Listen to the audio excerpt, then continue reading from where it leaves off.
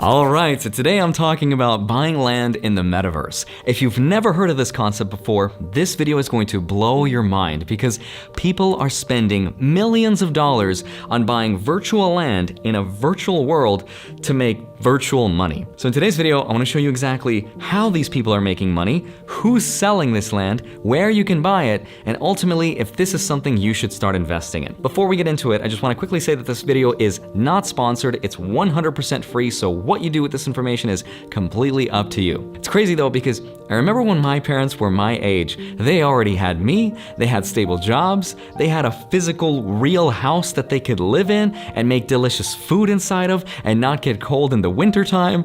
And meanwhile, there's me. I own a rabbit that spits out rainbows out of its mouth on my phone, which is basically the same thing, Mom. So today I want to get deep inside of this idea of buying land in the metaverse because apparently someone spent $2.4 million buying land in the metaverse, which is hard to wrap your head around because if you think about it, the metaverse is supposed to be infinite. There's not just one, there's many. So how is it that buying land in a place that's limitless make any financial sense at all?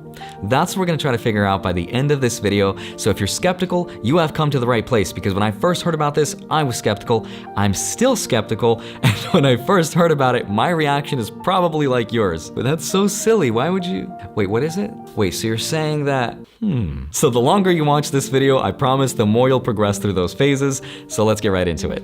Hi, my name is Andre Jick. Hope you're doing well. Come for the finance and stay for the land before time. It's a tree star, Littlefoot. Remember that cartoon?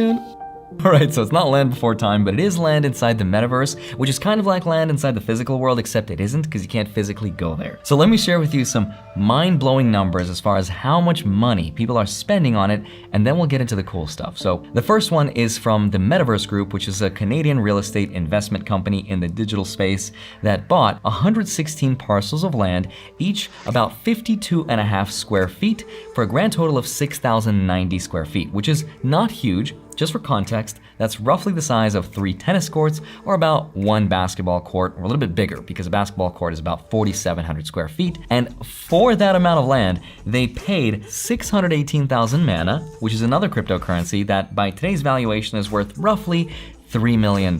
Now that was the biggest digital land acquisition in history until recently when that record was smashed by another company called Republic Realm. Republic Realm is another digital investment company that spent $4.3 million buying virtual land inside of Decentraland, which is another very popular metaverse.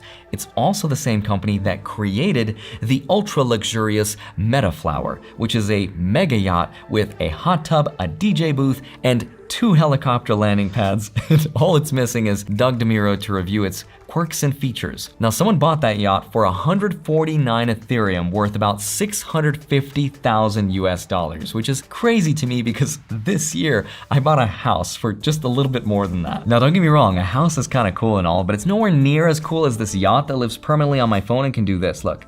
Oh snap. No, I'm just kidding. But seriously, people are spending an insane amount of money on non-real, non-physical assets, and on the surface, it looks as though it's driven purely by hype and speculation, and I want to get to the bottom of it to see if we're in a bubble or if there's something more to it than that, because the answer actually shocked me. According to Grayscale Trust, which by the way is a group of really wealthy investors, they say the metaverse is a $1 trillion opportunity. That's $1 trillion in revenue per year.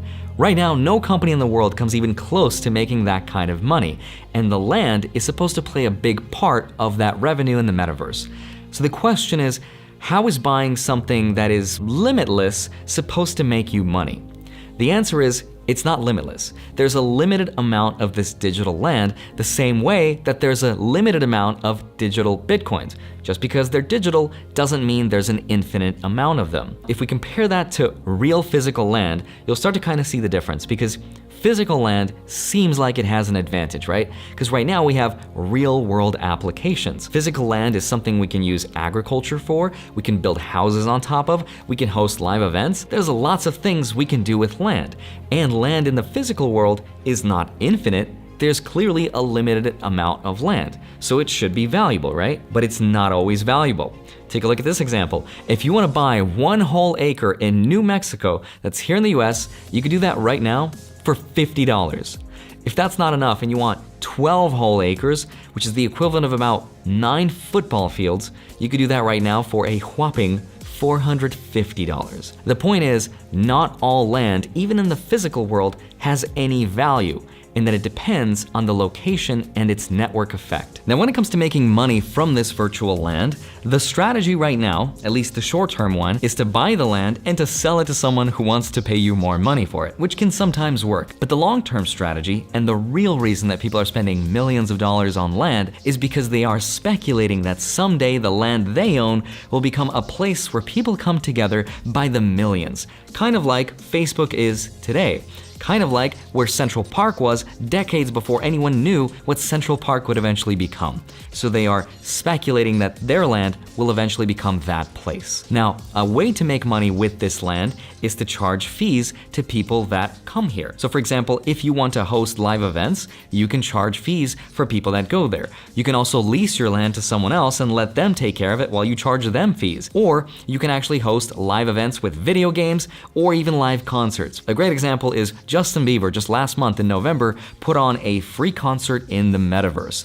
Now, it was mostly a publicity stunt for the company that created it, but a lot of people tuned in from all over the world to watch Justin Bieber sing in the Metaverse live. And it wasn't perfect, but people enjoyed it more than they thought they would, because who would have guessed that people don't always want to go to a live concert considering everything that's going on around the world. So this land has real-world practical applications too. Another great example is Snoop Dogg, the D-O-double-G himself, partnered with Sandbox to build a virtual mansion that will house his NFT collection. People can go up to it and walk through it, interact with him, and he'll eventually put on concerts for them. And you can even buy land all around his mansion, which, love that or hate that, has a lot of value to a lot of people. All of this stuff will be a part of how people will make money with land in the metaverse. But this next part is where they'll make most of that money. And that is video games. Here's a great example. There's a super popular video game that's called Axie Infinity. Now this game has over 360,000 players all around the world, with roughly 40% of those people coming from the Philippines and many others coming from Africa. Now this game is known as play to earn, and it's played on the blockchain, and for playing this game successfully, people earn something called SLP, or Smooth Love Potion, which has real dollar value behind it. And here's why that's so important. Let's look at Ghana, which is a country in West Africa with a minimum wage of $2.05 per day. The living monthly wage there is $111.50, but get this, the average Axie Infinity player in Ghana is making anywhere between $140 to $420 a month. That is incredible. Video games like Axie Infinity are literally changing lives all around the world, and imagine what they'll do once they go global and get to the size of games like Minecraft and Valorant and League of Legends and Dota and whatever else kids play these days.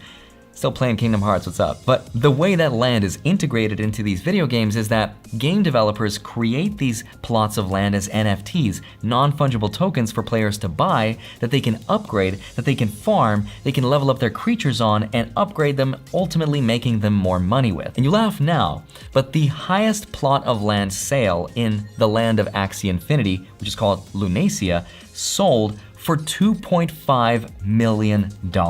It was what's called a Genesis plot of land, and there was only 220 ever made, and it came with its own special perks and benefits for players to level up their creatures with. If I was a kid and I played Final Fantasy VII as a play-to-earn game, I would have spent all of my parents' money playing inside the Golden Saucer, because that's where I spent most of my time, and that attention is extremely valuable, and companies will pay insane amounts of money for that. If you're still not convinced though, there's something else called crypto voxels, which is another very popular metaverse that's based on the Ethereum blockchain, which allows the people that own land there to create virtual museums and galleries to display their NFTs. So imagine going to a museum or gallery with some of the most expensive NFTs ever bought and sold. That's kind of cool. Wow, did someone actually spend $12,000 on a Spider-Man NFT? So now let's talk about where you can actually buy this land. Before we buy the land, I think a really legit question is, who is selling us this land? Like, this is a question I've always had for billionaires that own islands. People like David Copperfield, who own 11 islands called Musha Key. Who sold him the islands? I proclaim these islands to be mine. Want to cop some? The people that are selling us these virtual plots of land are the developers of that specific metaverse, because remember, there's not one metaverse, there are many. One popular one is Lunacia from the game Axie Infinity that I told you about. But when most people talk about buying land in the metaverse, they're usually referring to the two most popular ones. The first place is called Sandbox, and it was created in 2012. They have a limited amount of 166,000 plots of land. So again, it is limited, and their focus is on allowing their users to create their own NFTs and video games, which is pretty cool. They partnered with people like Snoop Dogg, Ubisoft, SoftBank, and OpenSea, and they raised over $93 million in their first round of funding, so very funded.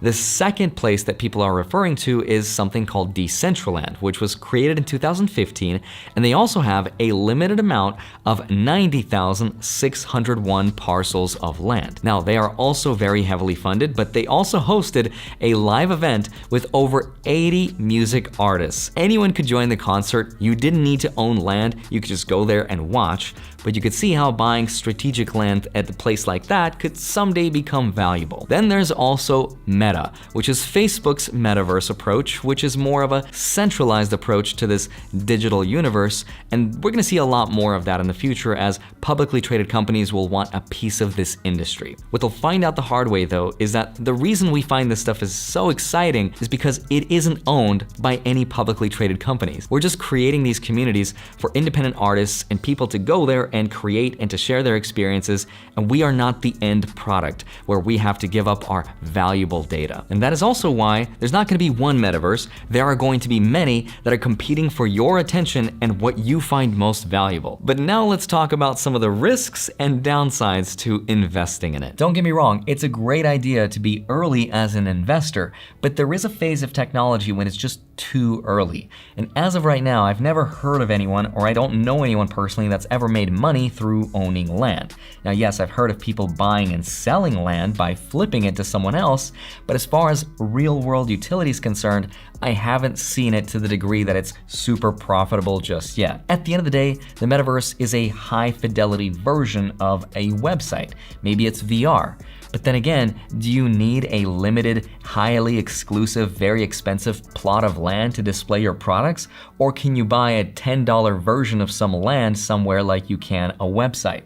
It's just too early to tell. That's why most investors we hear about are multi-million-dollar investors that can speculate and throw in a couple $1,000,000 because if they lose, it's no big deal. But if they win big. You have to bet big to win big. For me, it's just too early. If there's one thing that you take away from this entire video, let it be this next part, which is the lesson about the $1,000,000 homepage. Take a look. Back in my day of 2005, when the internet was becoming more popular, a college kid from the UK came up with a brilliant idea to fund his college tuition. It was called the $1,000,000homepage.com. It exists today, and it's a web page that has 1,000 pixels wide by 1,000 pixels high. In other words, 1 million pixels inside of it. Anyone could buy a tiny little pixel to advertise their company or their service. The idea of this spread like wildfire around the internet. People thought, this is so brilliant. If this idea spreads so fast, this is the clever way that people will market themselves in the future on the internet. This is the future of advertising and search engines. I will buy myself a square. He charged people $1. Before you knew it, all of the squares were sold out, and it made Alex $1,000,000. Now, the people that bought these squares never really saw a return on their money, but it made the creator rich. This story has a parallel to what's going on in the world of the metaverse and land and NFTs, because the only guaranteed winners that are this early in the game are the people selling you the dream of owning land. Now, don't get me wrong, the metaverse is absolutely going to become the future, just like we knew the internet was going to become the future. But what we didn't know was how the internet would look like in the year 2021, in the same way that we have no idea what the metaverse will look like 10 years from now. we could guess, but most people are gonna end up being wrong. I'm almost positive that the young kids playing games like Axie Infinity and buying plots of land today are going to become the future millionaires of tomorrow. It's just too early to say who they are or when that will happen, so in the meantime, if you want to learn more about NFTs, come check out the Magic Club. I just launched it. It's a Discord where I go live every 2 weeks. I give away NFTs, I show you what I'm buying. It's an awesome community for all the Omi homies to get together and learn, and I hope to see you there. In the meantime, enjoy the rest of your day, smash that like button, subscribe if you haven't already, go grab up to $250 worth of free Bitcoin from BlockFi, blockfi.com/Andre, grab your 2 free stocks with Webull, go track them automatically, links are down below. Love you, thank you so much for watching this video. I'll see you back here on Monday and Friday, sometimes a Wednesday. See you soon, bye-bye.